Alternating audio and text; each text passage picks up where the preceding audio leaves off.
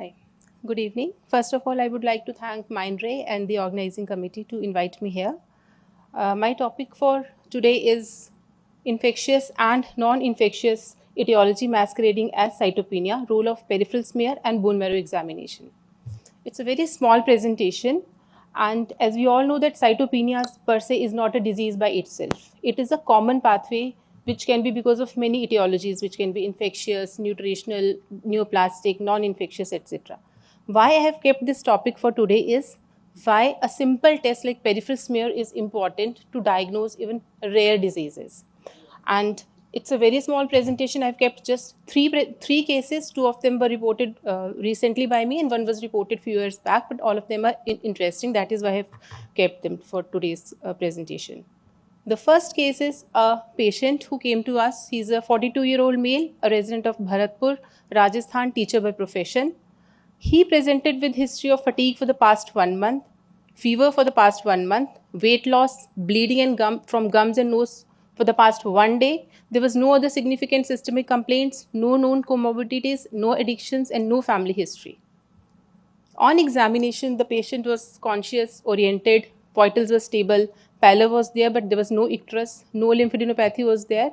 Oral cavity, throat showed no tonsillar enlargement or gum hypertrophy. The positive finding was massive splenomegaly, which was below 10 centimeters below the costal margin. Outside investigations were done, which showed CBC of 7 grams, HB of 7 grams, TLC 2980, and platelet count 23,000. So now we have a patient with pancytopenia and massive splenomegaly. So these were the differentials which were thought of: CML, HCL, myelofibrosis, PV, marginal zone lymphoma, chronic malaria, Kala Azar, etc.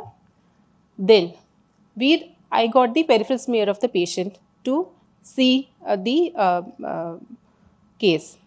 On further evaluation, patient had CBC of, in our hospital, we again sent the sample for CBC. It was 7.9 grams, TLC was 2320, DLC showed 19 neutrophils, 70 lymphocytes, RFT, KFT was normal, LDH was normal. In the peripheral smear, this was the picture.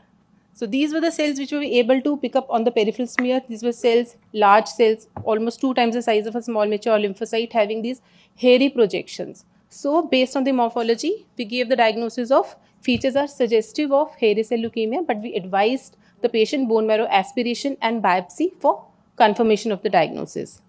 Bone marrow aspiration and biopsy was done. The aspirate was markedly hemodiluted, as we see in all the cases of hairy cell leukemia because of the extensive marrow fibrosis. The aspirate was diluted, but we were able to appreciate similar cells in the aspirate. In the bone marrow biopsy showed the classical picture of hairy cell leukemia with reticulin fibrosis in presence of these atypical cells with clear cytoplasm, reniform nuclei. So, morphological diagnosis of hairy cell leukemia was given. And on flow cytometry also, these atypical cells were positive for CD11C, CD19. They were CD25 positive, CD103 was DIM positive. These were negative for CD5, 10, 23, 38, 43. And on IHC on bone marrow biopsy, again it showed PAX5 positivity, annexin A1 positivity, and TRAP positivity. Based on the morphology, IHC, and flow cytometry, the final diagnosis of hairy cell leukemia was given, which was picked up on peripheral smear examination. My next case is, hairy cell leukemia is a rare chronic B-cell malignancy. Median age of presentation is 50 to 60 years. Peripheral smear with bone marrow aspiration and biopsy are very important to reach the diagnosis. My next case is a very interesting case. A young, very beautiful girl, newly married girl, came to our hospital she presented with a rash on her forearm, which progressed to a discharging ulcer, for which she underwent local dressing from a nursing home. After a few days, she was admitted to our hospital with history of fever, body aches, headache, decreased oral intake, pain in the lower abdomen, swelling, and discharge from the forearm from the same ulcer since 4 to 5 days. Now, the patient was extremely sick. She was having high grade fever. So, the clinician thought that she must be having some kind of acute leukemia. So, I received the peripheral blood of the patient to see the smear. He told me, ma'am, please see the smear, and if she has any kind of leukemia, we will transfer the patient to the oncology unit. Even we were suspecting the same. The routine investigations were done, which were normal. The HB was 12.9, TLC was reduced, again a bicytopenia case.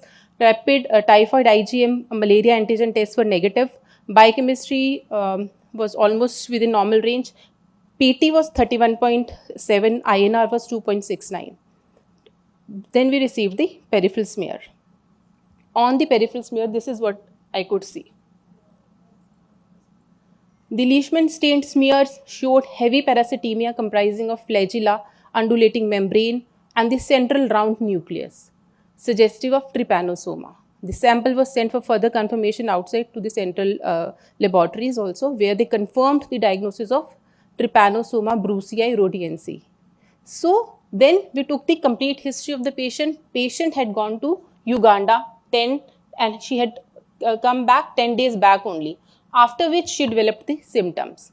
So the initial chancre of the bite of sissy fly was mistaken as ulcer, for which dressing was done. After confirmed diagnosis, patient was treated and now she is doing well. She is fine. The medicines were imported from Africa and she was extremely sick with heavy parasitemia, but timely diagnosis saved her and she is doing fine now. So this case highlights the importance of taking proper travel history from the patient, which in our case was neglected initially, and therefore classical chancre on the forearm of the patient was missed, presenting with the symptoms of fever, headache, abdominal pain, which could have given a probable differential diagnosis of a very rare disease. It also undermines the importance of peripheral blood smear examination.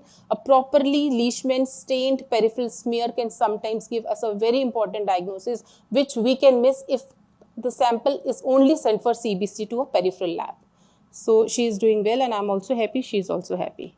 My case number 3, again an interesting case. A 60-year-old female who was referred to our hospital with a history of pancytopenia. He was evaluated at multiple places as a case of pancytopenia. People were giving her vitamin B12, folate, everything, hematinics. Blood transfusions were given to her repeatedly. But then she was referred to our center. Her chief complaints were fever, body aches, nausea, and malaise, 2 months, which they were relating with some kind of anemia or nutritional deficiency only. Investigations showed HB 6 grams, TLC 2500, platelet count was 40,000. Peripheral smear showed pancytopenia with normocytic normochromic anemia. No abnormal cell, no blasts were seen in the peripheral blood. Ultrasound showed mild splenomegaly. Viral markers were negative. Blood tests for dengue, malaria, and typhoid were negative. So we asked the doctor to send a bone marrow aspirate and biopsy because we might be missing some aleukemic or subleukemic leukemia. Then this was the bone marrow aspirate smear. Again, to our surprise, this showed increased number of macrophages with presence of yeast forms of Histoplasma capsulatum.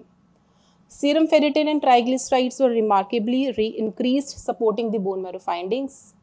This is the bone marrow biopsy, which again showed Histoplasma capsulatum in the macrophages. GMS and PAS stain were contributory. Further testing, histoplasma urine antigen test was positive, so our diagnosis was confirmed. Patient was treated with amphotericin B and steroids. She has become now febrile and is doing better, still admitted in the hospital. To conclude, this case highlights the importance of bone marrow examination in cases presenting with pancytopenia. Also, awareness of histoplasmosis is important as this disease is still rare in non-endemic areas of India, has variable clinical course and its features overlap with those of other systemic illnesses including tuberculosis and malignancy. Early diagnosis and treatment is vital in otherwise fatal condition. Thank you.